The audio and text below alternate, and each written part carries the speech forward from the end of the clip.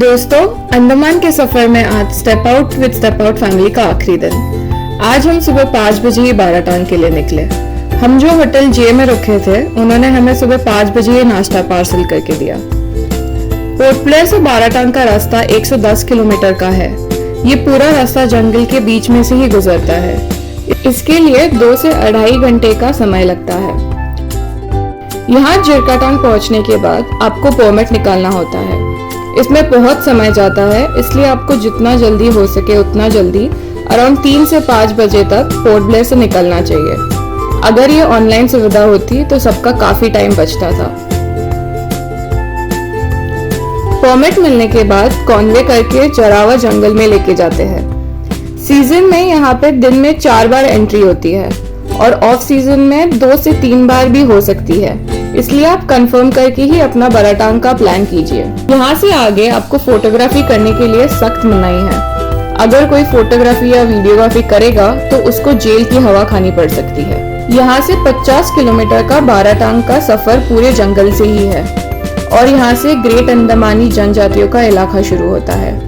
अलग अलग 10 जनजातियों के समूहों को मिला के ग्रेट अंडमानी नाम दिया गया है। इनमें से एक जारवा जनजाति यहाँ रहती है। सफर के दौरान हमें यहाँ एक जारवा ट्राइब का आदमी दिखाई दिया। वो शिकार करने के लिए जा रहा था। इनके हाथ में जो धनुष बाण थे वो छुई के लकड़ी से बनाते हैं। इन्हें 150 से अधिक पौधों और 350 पशु प्रजातियों का सखोल ज्ञान है। 1999 और 2006 में जारवा प्रजाति को खसरे की बीमारी हुई थी। इसमें उनकी बहुत जीवित हानि हुई। ये यहाँ 70,000 सालों से रहते हैं। 18वीं सेंचुरी तक ग्रेट अंडमानी पूरी तरह से अपनी दुनिया में ही थे। 15 से 18वीं सेंचुरी तक बाहरी दुनिया के लोगों से संपर्क नहीं था। जो भी उनके इलाके में दखल देते थे वो उनकी हत्या कर देते थे।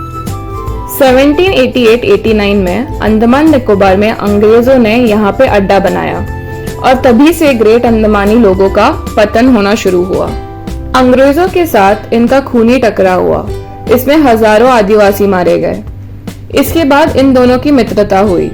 उसमें भी इन जनजातियों को भारी नुकसान झेलना पड़ा क्योंकि अंग्रेजों से उनको नशे की आदत लग गई और साथ में बाहरी लोगों से संपर्क से इन जनजातियों में बीमारियां फैलने लगी।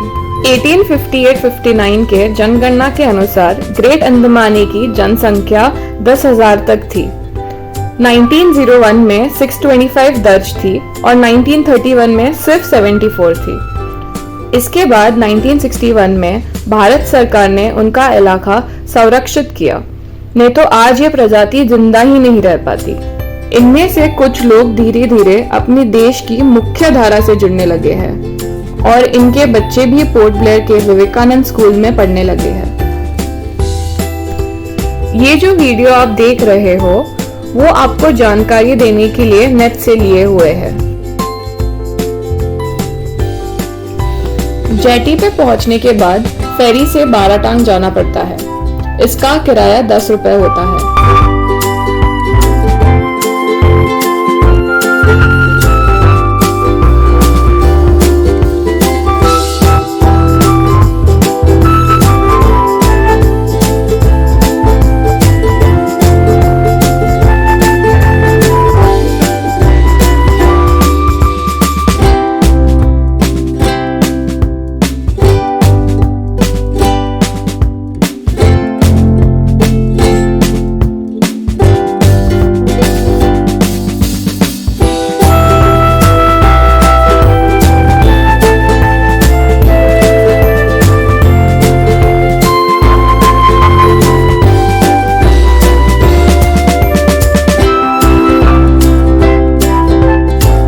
लाइमस्टोन केव्स देखने के लिए स्पीड बोट से जाना होता है।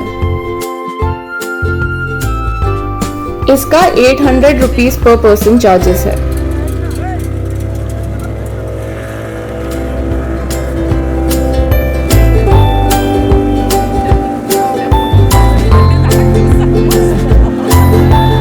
स्पीड बोट से जाते समय हमें दाई और जारवा लोगों की झोपड़ी नजर आई और कुछ जारवा लोग अपनी नाव से मछलियां पकड़ रहे थे।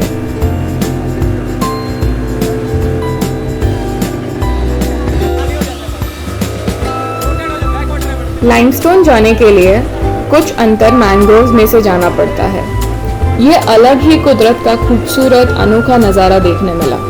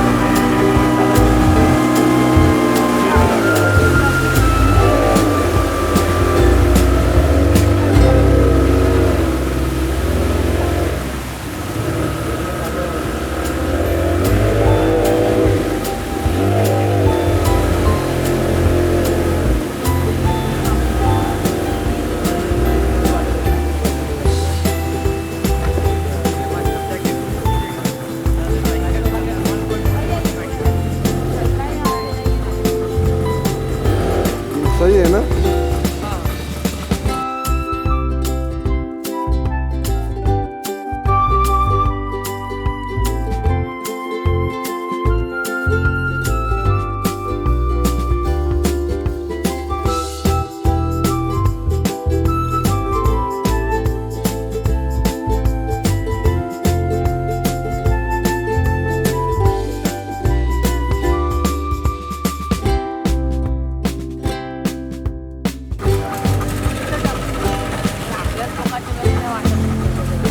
राइट हाथ अंदर रखिए मैडम।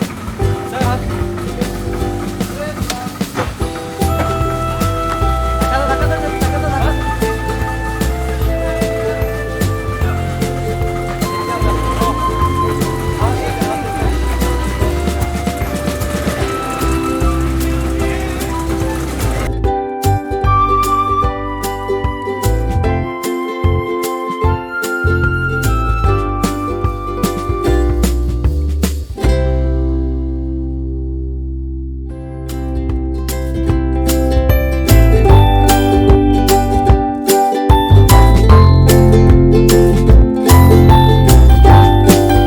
लाइमस्टोन पहुंचने के लिए 1.2 किलोमीटर्स का ट्रैक करना होता है। यहाँ आपको पानी के सिवा कोई खाने की चीजें ले जाने के लिए पाबंदी है। ये एक अच्छी बात है, नहीं तो आपको अभी सड़क के चारों ओर कचरा ही कचरा नजर आता और इतनी खूबसूरत जगह को लोगों ने बदसूरत करके रखा होता।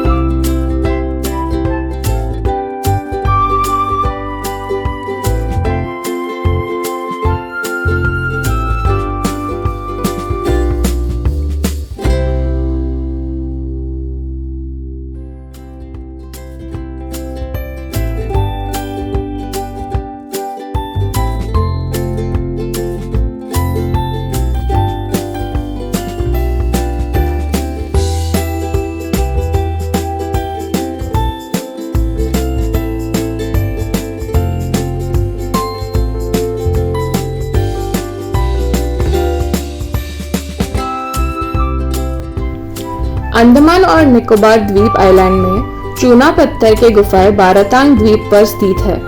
ये गुफाएं लंबे समय तक दुनिया से छुपी हुई थी और ये लाखों साल पुरानी है। इसके अंदर हमें तल से उभरी शंक्वाकार चट्टानें जैसी आकृतियां देखने मिलती है। इन्हें स्टैलेग्माइट्स कहा जाता है। ये साइनोबैक्टीरिया नाम का एक कोशिका वाले शैवाल से ही बनता है। गुफाओं के अंदर के पत्थर ऊपर से नीचे और नीचे से ऊपर की दिशा में बढ़ते रहते हैं। यहाँ सृष्टि की अलग अलग कलाकृतियां दिखाई देती है। अगर आप इसको छू ले तो वो मृत होते हैं और चूना पत्थर बनने की क्रिया रुक जाती है। गुफा देखते समय ऐसे लगा कि हम लोग पाताल की दुनिया देख रहे हैं।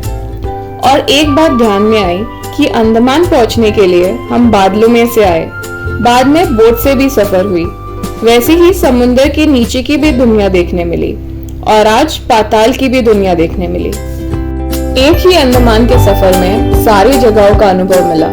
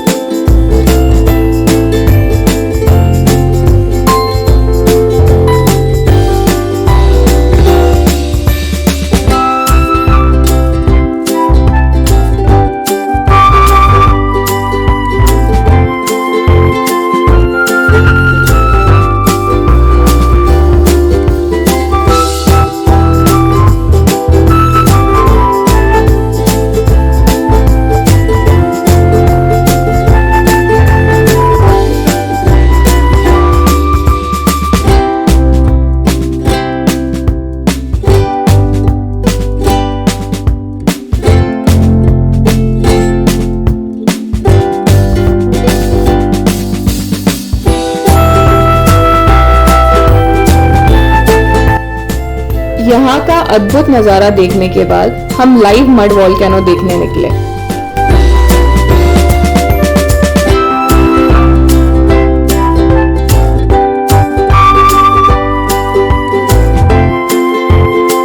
बारातांग से यहाँ पे 20 मिनट में पहुंच जाते हैं।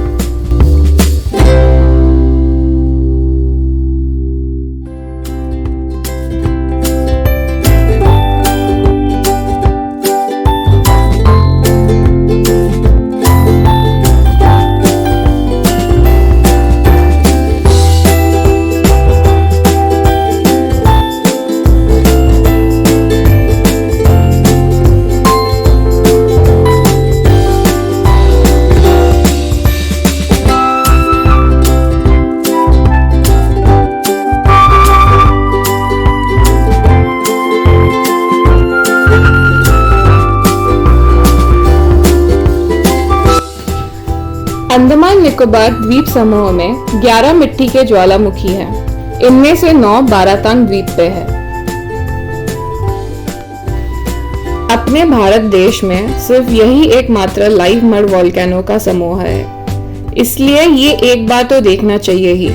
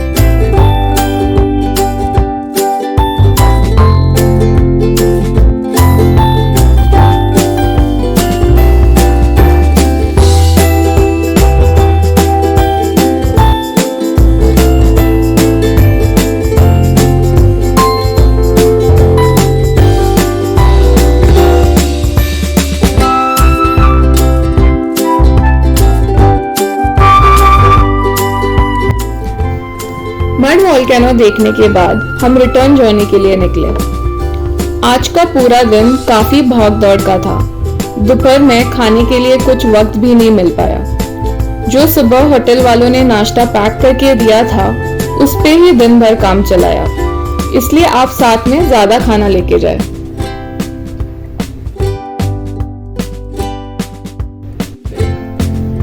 शाम को 6 बजे हम पोर्ट ब्लेयर पहुंचे। काफी भूख तो लगी थी, लेकिन ड्राइवर ने हमें शॉपिंग करने के लिए एम्पोरियम में गाड़ी रुकवाई तो हम भूख भूल ही गए।